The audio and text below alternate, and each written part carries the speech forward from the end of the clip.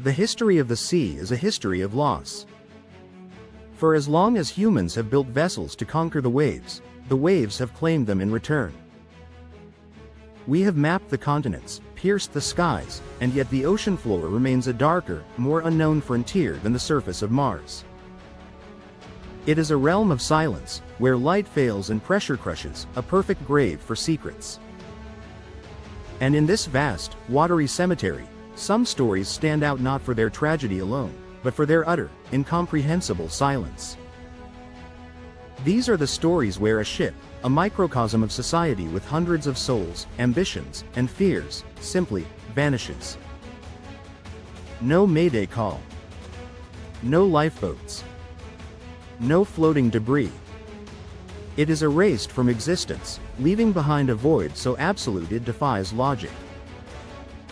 And in the grim pantheon of these maritime disappearances, one name echoes with a particular, chilling resonance: the SS Waratah. A ship so modern, so trusted, that its complete and total annihilation remains, to this day, one of the ocean's most disturbing and never explained mysteries. To understand the profundity of the mystery, we must first understand the vessel itself.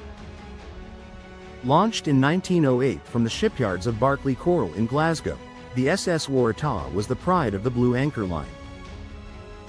She was a leviathan of her time, 465 feet long, displacing 16,000 tons, powered by twin propellers driven by triple expansion steam engines. She was a hybrid, designed for the lucrative route between England and Australia, capable of carrying over 1,000 passengers in 3 classes from the opulent first-class staterooms to the cramped quarters of steerage on with 17,000 tons of cargo. In an age of empire and industry, the Waratah was a symbol of progress, a steel thread connecting the heart of the British Empire with its distant, prosperous colony. Her construction was deemed robust. Her safety features, including 8 watertight compartments and enough lifeboats to theoretically accommodate all on board, were considered state-of-the-art for the era. She was, by all contemporary accounts, a thoroughbred, built to withstand the fury of the Southern Ocean. But almost immediately, whispers began to circulate. During her maiden voyage to Australia, some passengers and crew reported a peculiar characteristic: a tendency to roll heavily and, more alarmingly, to be tender. This is a nautical term for a ship that lacks initial stability. It feels sluggish to right itself after leaning into a wave. One passenger was said to have remarked that it felt cranky, and that it took a long time to recover from a roll. There is an unverified, yet persistent, anecdote about a wealthy passenger named Claude Sawyer. On the inbound journey to Australia, Sawyer allegedly experienced such vivid and disturbing nightmares of a man with a long sword and blood-drenched waves that, upon reaching Sydney, he immediately booked passage home on a different ship, the Orontes. He is reported to have told the crew he believed the Waratah was doomed. It's easy to dismiss this as superstition, a story embellished by hindsight. But in the context of what was to come, it hangs in the air like a premonition.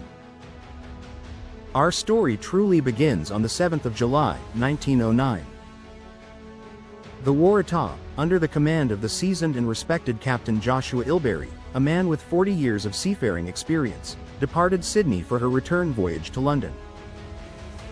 She was carrying 211 souls, 92 crew members and 119 passengers, many of whom were women and children, families returning home or embarking on new lives. Her holds were filled with a valuable and dense cargo: Australian wheat, flour, lead, and copper. She made a routine stop in Durban, South Africa, taking on more coal and a few additional passengers. On the 25th of July, she departed Durban for the next leg of her journey, a 700-mile coastal run to Cape Town. The weather was turning. The stretch of water she was entering, the wild coast of South Africa, is notorious. Here, the warm Agulhas current, flowing south along the continental shelf, clashes violently with cold storms sweeping up from the Antarctic. The result is a cauldron of freak waves, rogue waves, and sudden, terrifying squalls known as black southeasters. The following day, July 26, the Waratah was sighted by several other vessels. All reported she was laboring in heavy seas, but nothing out of the ordinary for the conditions. Then, on the morning of the 27th, came the last confirmed sighting. The cargo steamer Clan McIntyre reported passing the Waratah. The captain noted she was pitching heavily in the following sea, but again, showed no signs of distress. Later that evening, around dusk, the steamship Harlow encountered a large vessel battling the headwinds. As darkness fell, the two ships exchanged identification signals using their Morse lamps. The master of the Harlow clearly read the signal, WARATAH. He observed the liner, her lights blazing, fighting against the mounting storm before she was eventually swallowed by the night and the worsening weather. This was the last communication. The Waratah, a floating city of light and life, sailed over the horizon and into eternity. When the ship failed to arrive in Cape Town on the 29th, concern quickly escalated into panic. The Blue Anchor Line initially assumed she had suffered mechanical failure and was delayed. But as hours turned into days, the grim reality set in. One of the most extensive and costly maritime searches in history was launched. The Royal Navy dispatched cruisers, including HMS Hermes and HMS Forte. Merchant vessels altered their courses to scan the coastline. For weeks, they scoured every inch of the wild coast, from the treacherous waters off East London to the tip of the Cape. They found nothing. Not a single piece of wreckage that could be conclusively linked to the Waratah. No bodies. No splintered wood. No floating lifebelts. It was as if the 9,000-ton ship had been plucked from the ocean's surface by a divine, or perhaps demonic, hand.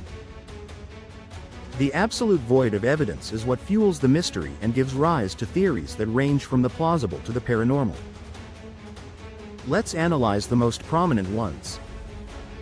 The official Board of Trade inquiry concluded that the ship was likely overwhelmed by a catastrophic storm and capsized, sinking almost instantly. This is the simplest explanation. A rogue wave, a wall of water exceeding 100 feet, could have rolled the vessel over before anyone could reach the lifeboats. Combined with the alleged tenderness of the ship, this is a compelling theory. However, skeptics point out that other, smaller vessels weathered the same storm. And a capsized ship, especially one of that size, would release a massive amount of buoyant debris, wooden furniture, paneling, cork insulation, bodies. The fact that nothing was found remains a glaring hole in this theory. This leads to the second, and perhaps most technically plausible, theory, the shifting of cargo. The Waratah was carrying heavy, bulk commodities.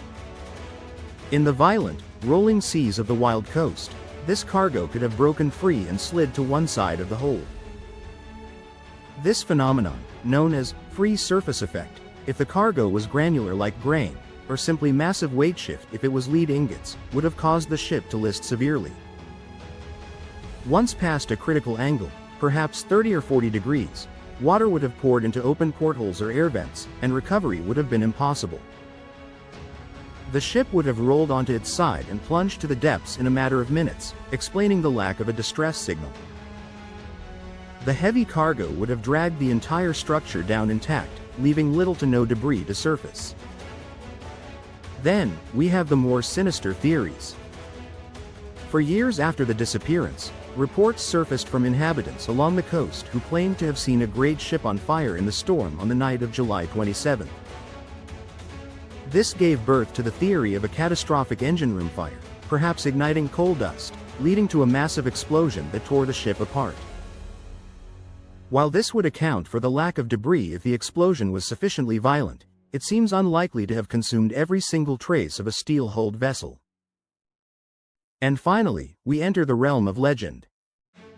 The wild coast is a place of ancient mariners' tales. Some have whispered of a mysterious, colossal squid capable of dragging a ship to its doom.